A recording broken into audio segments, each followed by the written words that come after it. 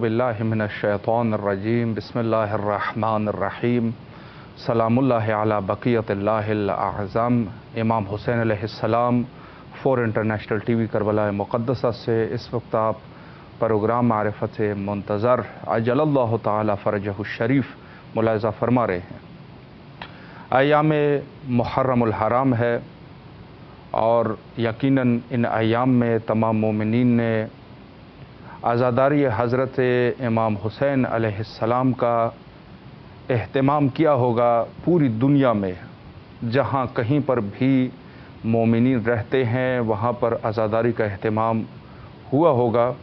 और हत्ता उन ममालिक में भी कि जिसमें आज से 20 साल 30 साल पहले आज़ादारी बल्कि मुहिब्बीन अहलुल बैत अलैहिमुस्सलाम भी मौजूद नहीं थे। अगर मौजूद भी थे तो यकीनन उस मिक़दार में नहीं थे कि वहाँ पर कोई अपने मजहबी रसूमात को मना सके। लेकिन आज अल्हम्दुलिल्लाह दुनिया में ऐसा कोई मुल्क नहीं है, हत्ता वो ममालिक कि जहाँ लोगों ने ये दावा कर लिया था कि हमने, हत्ता ये मशहूर है ये बात जो मैं कह रहा हूँ, लोगों ने ये कहा था कि हमने खुदा को इस मुल्क से बाहर निकाल दिया है। नाऊज़ु बिल्लाह मिन ज़ालिक, यानी हत्ता अल्लाह को और खुदा को, गॉड को, या जिसको जिस ज़बान में जो नाम भी लिया जाता है, हमने उनको अपने मुल्क से बाहर निकाल दिया। वहाँ पर भी आज के इस दौर में आज़ादारी का एहतमाम किया जाता है। ये एक मौजज़ा है, वगरना कहाँ हर एक दीन और हर एक मज़हब, हर एक फ़िक्र ये एक हद तक जो है वो कामयाब रहती है। एक हद तक इस फ़िक्र को फ़रोग़ मिलता है, उससे ज़्यादा फिर नहीं मिलता। और उसके लिए ज़ाहिर है कि इस फ़िक्र के लिए बहुत सारे पैसों की ज़रूरत है, बहुत सारे लोगों की ज़रूरत है, बहुत बड़ी तादाद की ज़रूरत है। एक फ़िक्र को माशरे में आम कर देना ये बहुत बड़ा, इसके लिए बहुत बड़े प्रोजेक्ट की ज़रूरत होती है, बहुत बड़े मुहिम की ज़रूरत होती है। आप आज देख रहे हैं कि अगर ईसाइयत जो है वो इस हद तक जा चुका है कि जहाँ पर आप देखते हैं ईसाई ही ईसाई है, कोई ऐसा मुल्क नहीं है कि जहाँ पर ईसाई ना हो, तो उनके पास उतनी ज़्यादा फैसिलिटीज़ भी है। आप देख रहे हैं कि हर गरीब से गरीब मुल्क में भी ईसाइयों के हालात अच्छे होते हैं। गरीब से गरीब ये जो लोग हैं इनकी जितनी देखभाल और ये सारा चीज़ जैसा सब चीज़ें जो है इनको फराहम होती है, या इनके पास जो मुल्क है, बहुत बड़े सतह में मुल्क है इनके पास। यूरोपियन ऐसे ममालिक है कि जहाँ इंसान जो है वो हर शख्स आज के दुनियादारी में लोग वहाँ पर सिर्फ एक दिन के लिए जाना चाहते हैं कि उस मुल्क को सिर्फ देख सके कि ये किस तरीके का मुल्क है। उनके पास ऐसी हुकूमतें हैं।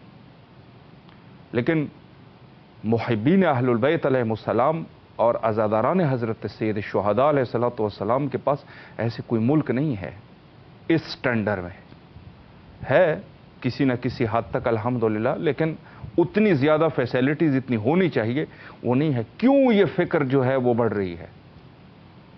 इमाम हुसैन अलैहिस्सलातु वस्सलाम और आज़ादारी के लिए, यानी ये फ़िक्र, ये जो चूँकि ये ह्यूमैनिटी, इंसानियत, ये सबसे नज़दीक फ़िक्र है, इससे ज़्यादा नज़दीक, यानी अगर एक इंसान है कम अज़ कम इस मकतब से थोड़ी बहुत भी उसकी आशनाई हो जाए तो इस नतीजे पर वो ज़रूर पहुँच जाएगा कि ये जो है वो इंसानियत की फ़िक्र है। यहाँ जो है वो इंसानियत है, यहाँ पर कोई ज़ात पात ये सब चीज़ें नहीं होती, ये सिर्फ इंसानियत के लिए बात होती है। चूँकि जो इंसानियत के पेशवा, रहबर और इमाम है वो हज़रत इमाम हुसैन अलैहिस्सलातु वस्सलाम है। कौन सी चीज़ इंसानियत को चाहिए जो सैयद शुहदा ने नहीं दी? इंसान को आज़ादी चाहिए, सैयद शुहदा अलैहिस्सलाम ने आज़ादी दी, आज़ादी दी है। आज़ादी के लिए यानी एक तरफ जो है अगर बज़ाहिर आप देखेंगे तो वहाँ पर एक साम्राज्य है, यजीद माविया का बेटा, लोगों के ऊपर जो है ये शिद्दत करने वाले लोग हैं। सैयद शुहदा अलैहिस्सलाम को ये हुकूमत नहीं चाहिए, उसको पसंद नहीं है, वो ऐसी हुकूमत को नहीं चाहते। क्या फरमाया? फरमाया मुझ जैसे यजीद जैसों की बैअत नहीं करते। आज़ादी की फ़िक्र है, सबको आज़ादी दी है आज के इस दौर में। आज़ादाना फ़िक्र का नाम सैयद शुहदा इमाम हुसैन अलैहिस्सलातु वस्सलाम है। और یہاں آج بھی اگر کوئی آزاد انسان یہ کہ ہم جو ہے وہ آزاد ہو گئے، ہمیں مثلا فلاں چیز جو ہے وہ میرے مرضی کے مطابق نہیں ہے، عقلی اعتبار سے سید شہداء علیہ الصلوۃ والسلام اس کی بھی امام ہے۔ اس فکر میں انسانیت کو جو چیزیں چاہیے سید شہداء علیہ الصلوۃ والسلام نے وہ ان کو فراہم کیے، باقی بہت ساری چیزیں۔ تو اس فکر کو جو آج عروج پر ہے، اس کی وجہ یہی ہے کہ یہاں پر جو ہیومینٹی اور جو انسانیت، اس کے لیے سب سے جو اعتدال والا رستہ ہے وہ سید شہداء علیہ السلام کا رستہ ہے۔ اس وجہ سے یہ جو ہے فکر بڑھ رہی ہے، اور حتیٰ بہت سارے حد تک عزاداری کا اہتمام، اور اس کام میں عزاداران حضرت امام حسین علیہ السلام نے بھی بہت کردار ادا کیا۔ آج کے اس گفتگو میں میں کوشش کروں گا کہ کچھ منٹ اس پر گفتگو کریں کہ آج کے اس دور میں بہت سارے مومنین اور ہماری جو جدید نسل ہے، ماشاءاللہ شعر سید شہداء علیہ السلام کے لیے کہتے ہیں، عزاداری کے لیے پڑھتے ہیں، نوحہ خوانی کرتے ہیں، مرثیہ خوانی کرتے ہیں، اور یہ ایک اس حد سے کافی تاثیر گزار ہے، یہ کافی جو ہے مؤثر ثابت ہوا کہ جو اس عنوان سے خدمت کرتے ہیں، یعنی آج کے اس دور میں جدید ٹیکنالوجی کے مطابق مثلا نوحہ یا شعر یا کوئی بھی چیز مرثیہ، اس کو ریکارڈ کر کے مومنین تک پہنچانا یا پورے انسانیت تک پہنچانا، اس شعر کو سید شہداء اور اہل البیت علیہم السلام کے مدح میں یا ان کے مصیبت میں، یعنی کوئی بھی شعر جو ہے جب پیش کرتے ہیں، اس کے بارے میں ہمارے پاس کیا ہے؟ بہت سارے لوگ اس کے مخالف بھی بہرحال پائے جاتے ہیں، لیکن حقیقت بات یہ ہے کہ یہ ایک عظیم کام ہے اور روایات سے یہ ثابت ہے۔ میں کچھ روایات آپ کی خدمت میں یہاں پیش کرنا چاہوں گا۔ پہلی روایت جو ہے وہ ابن ہارون مکفوف کی روایت ہے۔ ابن ہارون ابی ہارون مکفوف نقل کرتے ہیں کہ چونکہ ابی ہارون مکفوف جو ہے اہل عراق ہے، عراق کے رہنے والے ہیں، اور ان کا کام جو تھا وہ مرثیہ خوانی اور شعر کو جو ہے وہ پڑھنا تھا۔ تو جب یہ حضرت امام صادق علیہ الصلوۃ والسلام کے پاس پہنچے، عن ابی ہارون المکفوف قال دخلت عن ابی عبداللہ علیہ السلام، ابی ہارون مکفوف کہتے ہیں کہ میں جب حضرت امام جعفر صادق بحق ناطق علیہ الصلوۃ والسلام کے درگاہ میں پہنچا، تو جب میں داخل ہوا تو حضرت تشریف فرما تھے، اس نے مجھے دیکھا اور مجھ سے مخاطب کر کے فرمایا، حکم فرمایا، فقال علی انشدنی، تو امام نے فرمایا کہ ابی ہارون مکفوف، آپ میرے جد مظلوم کے مرثیہ خوان ہیں، شعر پڑھتے ہیں، آپ ان کی مدح سرائی کرتے ہیں، ان کے مصیبت میں شعر پڑھتے ہیں، کچھ پڑھ لیجئے گا۔ تو ابی ہارون مکفوف ظاہر ہے کہ امام جعفر صادق علیہ الصلوۃ والسلام جیسی شخصیت ہے، امام الوقت ہے، بنو ہاشم کے سب سے بڑے ہیں، امام ہے۔ اب امام کے سامنے پڑھنا اتنا آسان تو نہیں ہوتا۔ ہم اپنی زبان میں جیسے پڑھتے رہتے ہیں اپنی زبانوں میں، ظاہر ہے کہ اگر کسی بڑی شخصیت کے سامنے آئیں گے تو ہم کوشش یہ کریں گے جو ہمارا سب سے فصیح اور بلیغ شعر ہوگا، اور جو رسمی طور پہ ہم پڑھتے ہیں، تو ظاہر سی بات ہے کہ ہم ان چیز کو اسی شعر کو اس بڑی شخصیت کے لیے پڑھیں گے۔ جتنی شخصیت بڑی ہوگی ظاہر ہے کہ اس کے شان کے مطابق انسان کوشش کرے گا کہ شعر کو جو ہے وہ پڑھ سکے۔ تو ابی ہارون مکفوف جو ہے، چونکہ ظاہر ہے کہ امام صادق علیہ الصلوۃ والسلام امام ہے، فصاحت اور بلاغت کی انتہا ہے، بلکہ فصاحت بلاغت وہاں سے شروع ہوتی ہیں جہاں امام کلام کرے۔ اہل ادب جو ہے اس کو اپنے ادبیات کے قواعد بنا دیتے ہیں، تو ظاہر ہے کہ انہوں نے اس طریقے سے تو نہیں پڑھنا تھا جو جیسے عمومی لوگوں میں جیسے پڑھتے ہیں۔ عمومی لوگوں میں انسان کھل کے پڑھتا ہے، عمومی لوگوں میں امام کے سامنے اس نے تھوڑی سی، ان نے پڑھا تو صحیح، فرمایا کہ فَأَنْشَدْتُهُ، میں نے جو ہے فَأَنْشَدْتُهُ یعنی میں نے جو ہے ان کے لیے پڑھا، امام صادق علیہ الصلوۃ والسلام کے لیے. تو میں نے بہرحال کوشش کی کہ فصیح اور بلیغ طریقے سے اور اچھے طریقے سے اور تھوڑا سا گھبرا کے جیسے انسان ہوتا ہے اپنے آپ کو حواس کو جم کر کے ہم نے جو ہے وہ پڑھا. تو امام نے فرمایا امام نے فرمایا مجھے ایسے نہیں چاہیے، بلکہ مجھے کیسے چاہیے؟ کما تنشدون، جس طریقے سے تم پڑھتے ہو، یعنی جہاں آپ کے پڑھنے کا جو طریقہ ہے اس طریقے سے پڑھو. یعنی میرے لیے ایسے پڑھیں جیسے آپ جو ہے وہ قبر حضرت امام حسین علیہ السلام کے پاس جو مرثیہ پڑھتے ہیں اہل عراق کے لیے، اس طریقے سے میرے لیے پڑھیں. اللہ اکبر، جیسے آپ پڑھتے ہیں ایسے پڑھیں میرے لیے. یعنی جو سید شہداء علیہ السلام کے لیے آپ کے پڑھنے کا طریقہ ہے، اور جو لوگوں میں آپ عمومی لوگوں میں پڑھتے ہیں، جو اہل عراق جو کہ معروف ہے مرثیہ خوانی میں اور پوری دنیا میں، حتیٰ اگر کوئی عربی زبان بھی نہ جانتا ہو، آج کے اس دور میں بھی جو پڑھنے کا جو طریقہ ہے اہل عراق کا وہ معروف ہے، اس میں کوئی شک ہے. آپ دیکھتے ہیں جو روادید ہے اور جو مرثیہ خوان ہے، حتیٰ ہمارے جو اہل عجم ہے، ظاہر سی بات ہے کہ عربی تو ان کو سمجھ میں نہیں آئے گی، لیکن یہ ہے کہ ان کے پڑھنے کا طریقہ ایسے ہوتا ہے کہ انسان جو ہے دل کرتا ہے سنتا ہی جائے. یہ ہے. اور جو شعراء حضرات ہیں سلام کرتے ہیں ان شعراء کو جو گزر چکے ہیں مختلف زبانوں میں جو اہل شعر حضرات ہے.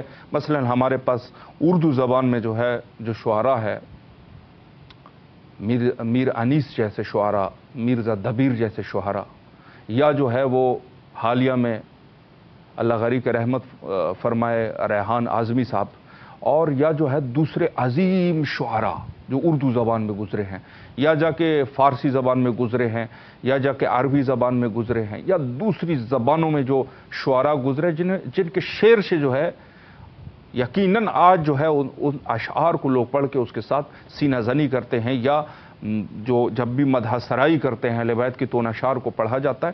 یہ مورد نظر ہے اہل البیت علیہم السلام کے. اہل البیت علیہم السلام نے ان کے لیے اس چیز کو جو ہے وہ رکھ دیا اور ثابت ہو گیا ان کے لیے. اور اہل البیت ظاہر ہے کہ جو جس زبان میں بھی پڑھے گا، اہل البیت علیہم السلام کے لیے کوئی فرق نہیں ہے، کوئی عربی زبان میں پڑھے، کوئی فارسی میں پڑھے، کوئی اردو میں پڑھے، کوئی اور زبان میں پڑھ لے، کوئی فرق نہیں ہے.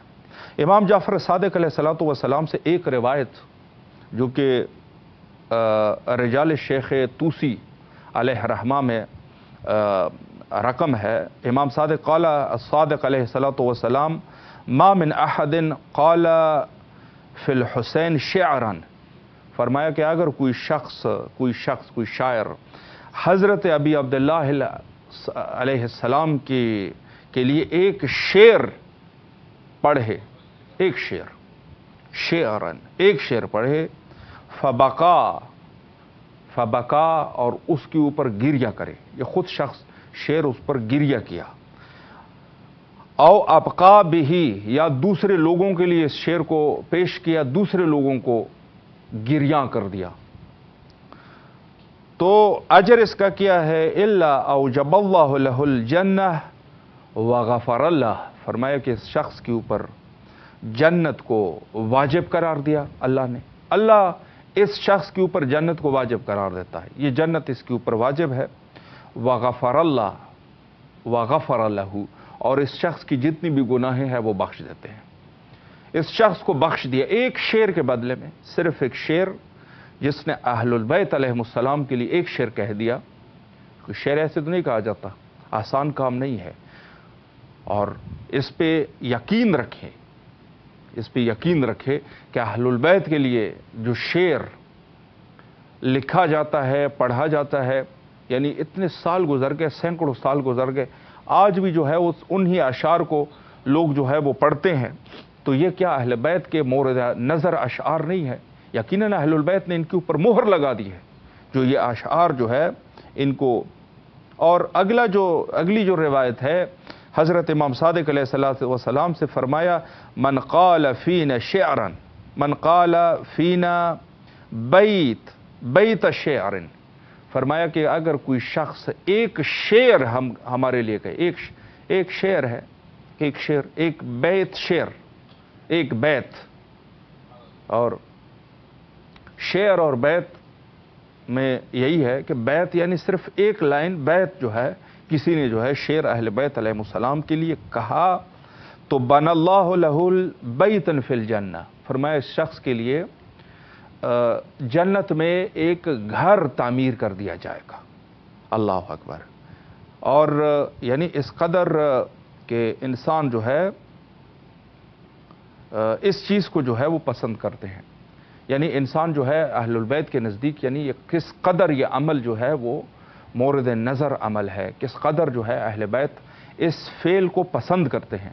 یعنی اگر کوئی شخص جو ہے وہ حتیٰ شاعر ہے، اکثر علماء کرام آپ نے دیکھے ہوں گے، جو پرانے زمانے کی بات ہے کہ علماء جو ہے وہ ساتھ ساتھ میں شعراء بھی ہوا کرتے تھے، شعر بھی کہتے تھے۔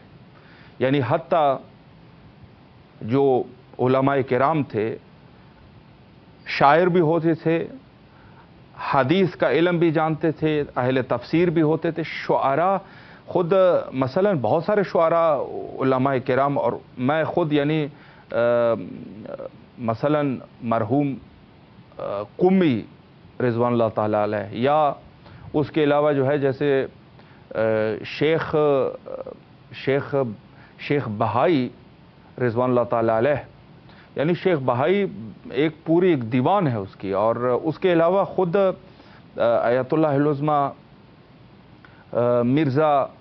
مرزا مہدی شیرازی جو کہ کربلا معلیٰ میں مدفون ہے، ایک ان کا بیت جو ایک شعر کا ایک سلسلہ ہے، میں نے خود اس کو دیکھا تو تقریباً 130 بیت شعر حضرت امام زمانہ عجل اللہ تعالی فرجہ الشریف کے لیے انہوں نے لکھے تھے، 130 بیت شعر یہ۔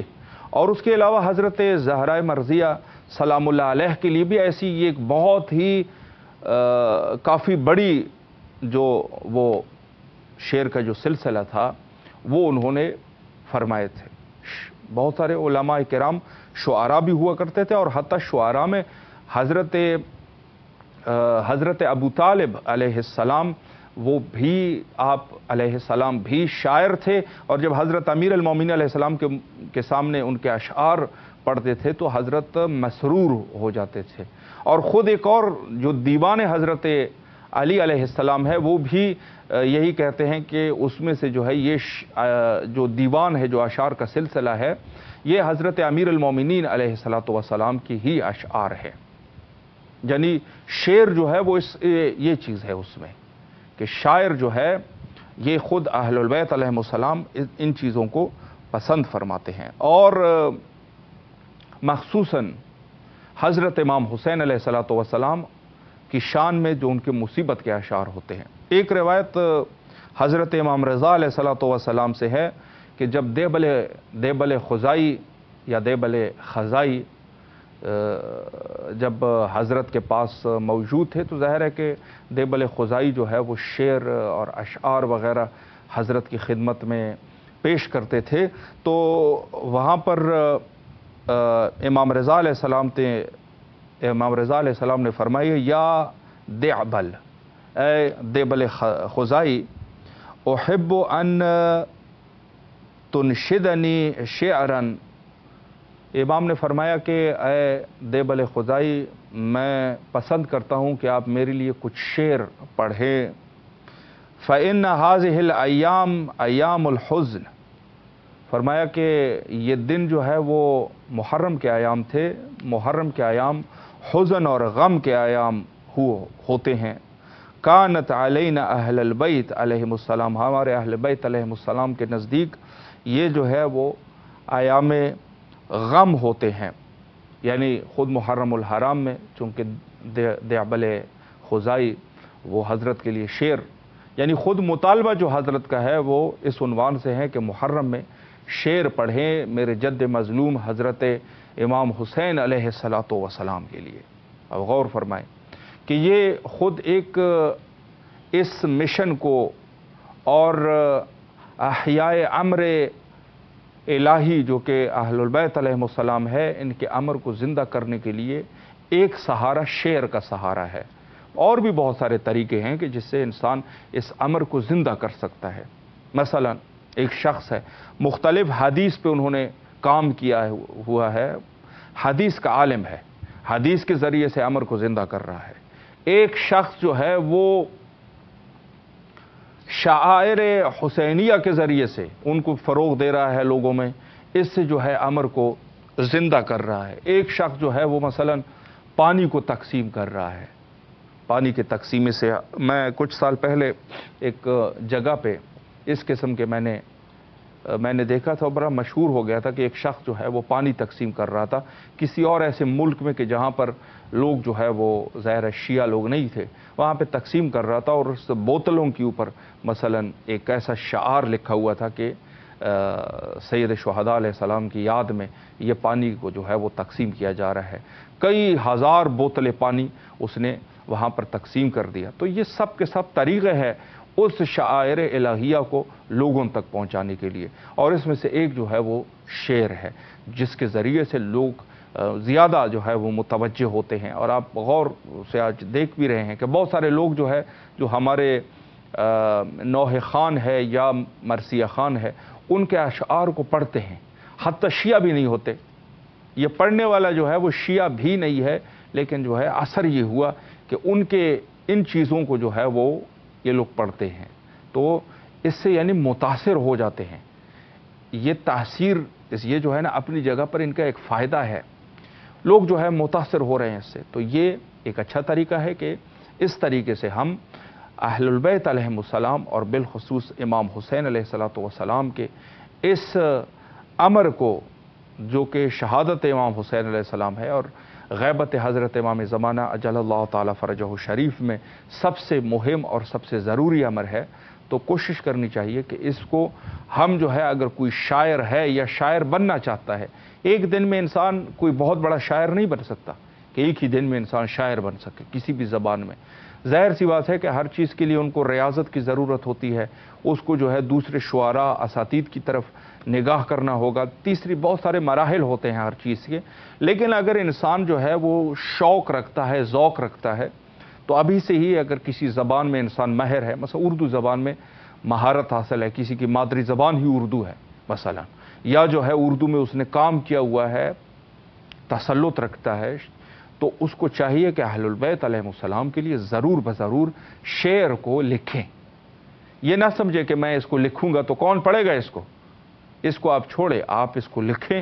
ایک ایسا دور آئے گا کہ وہ کیا یہ جتنے بھی اشعار جو آج کے اس دور میں دیوان ہے اور اتنے زیادہ شعر ہے، کیا اس زمانے میں یہ لوگ جو ہے وہ پڑھا کرتے تھے؟ نہیں.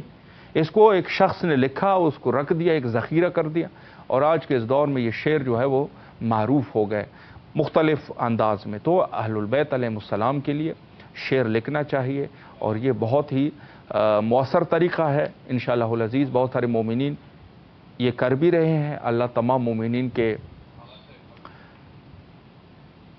مومنین کے توفیقات خیر میں اضافہ فرمائے. اور دعا گو ہے یہاں کربلا معلیٰ میں تمام مومنین کی طرف سے نائب وزیارہ بھی رہتے ہیں، اور آپ سے بھی التماس سے دعا کرتے ہیں. آخر میں حجت خدا کے ظہور کے لیے دعا کرتے ہیں، اللہم عجل لولیک الفرج.